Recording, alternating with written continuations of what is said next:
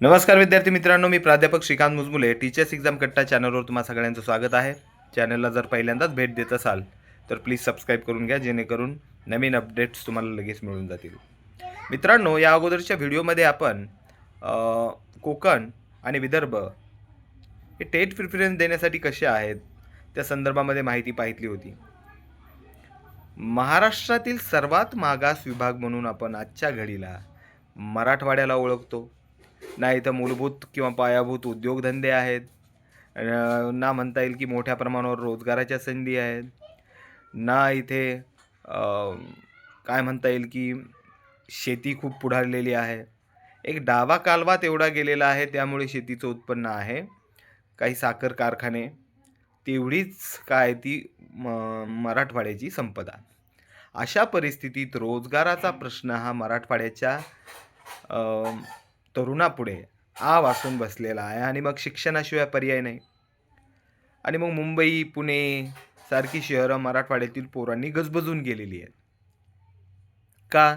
मुंबई, पुणे, औरंगाबाद, नागपूर, नांदेड अशा आता नांदेड तर मराठवाड्यातच येतं, पण शहरी जीवनाकडे मराठवाड्यातील पोरांचा ओढा आहे.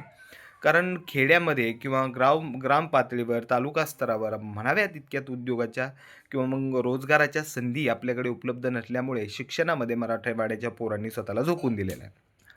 मग अशा परिस्थितीमध्ये मराठवाड्यात जर कुठे व्हॅकन्सीज निघत असतील, तर तिथे तर सगळे तुटूनच पडतात.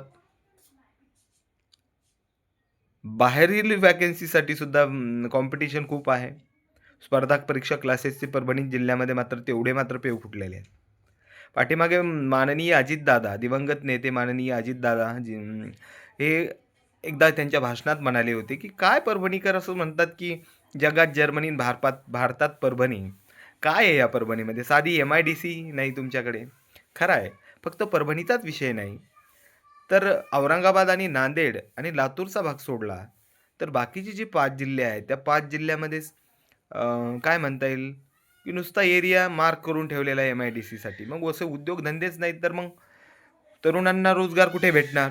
अशा परिस्थितीमध्ये मराठवाड्यातील शैक्षणिक संस्थांची कामगिरीसुद्धा काही बोटावर मोजण्या इतक्या शैक्षणिक संस्था ज्या सोडल्या, तर सगळीकडेच बजबजपुरी माजलेली आहे. आहेत, संस्था काही चांगल्या आहेत, खूप नावाजलेल्या संस्था आहेत. मग अशा परिस्थितीमध्ये शिक्षक भरतीमध्ये मराठवाड्याला प्राधान्य द्यावं का? किंवा मराठवाड्यात किती व्हॅकन्सीज येऊ शकतात? या संदर्भाने आपण विचार करूया. या संदर्भात मी चांगल्या प्रकारे बोलू शकतो किंवा मग सांगू शकतो, कारण मीही मराठवाड्याचाच आहे, परभणीचा आहे. या संदर्भातच जिल्हा परिषदेचे जिल्हा शिक्षण अधिकारी, जिल्हा परिषद परभणी यांच्या कार्यालयाला भेट दिली असता अ, तेथील स्टाफ कर्मचाऱ्यांशी बोलल्यावर एवढं कळालं, की परभणी जिल्ह्यामध्ये जागा जवळपास नाहीच्या बरोबर आहेत.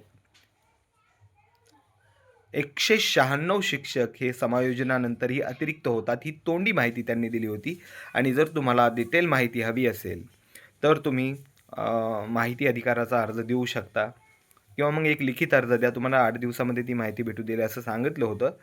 पण ती आकडेवारी ऐकल्यानंतर माझं मनच केलं नाही, की काय घ्यावं आणि मग त्यावर काय कमेंट करावी. मी त्यांचा धन्यवाद केला आणि तिथून निघालो. मराठवाड्यामध्ये व्हॅकन्सीजचं प्रमाण परभणी जिल्ह्याचं जर बघितलं, तर जवळपास सध्याच्या स्थितीला तरी माझ्याकडे प्राप्त माहितीनुसार 0 आहे आणि इतर जिल्ह्यांच्या बाबतीत काही वेगळी परिस्थिती असेल खूप, अशातला भाग नाही. त्यामुळे मराठवाड्याचा विचार ही मराठवाड्यातलीच पोरं करू शकतात. तरी एरवीही पश्चिम महाराष्ट्र, विदर्भ, कोकण, खानदेश कुणीही मराठवाड्यामध्ये हे होण्यासाठी किंवा झालंच तर औरंगाबाद आणि काय म्हणता येईल नांदेडसारखी शहरं भेटली तर ठीक आहे. नाहीतर बाकी इतरत्र कुठेही विचार करत नाहीत.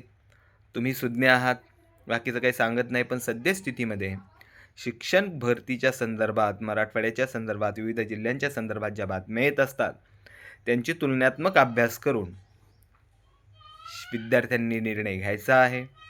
जास्त काही बोलत नाही. चॅनलला जर सबस्क्राईब केलं नसेल तर करून घ्या. धन्यवाद.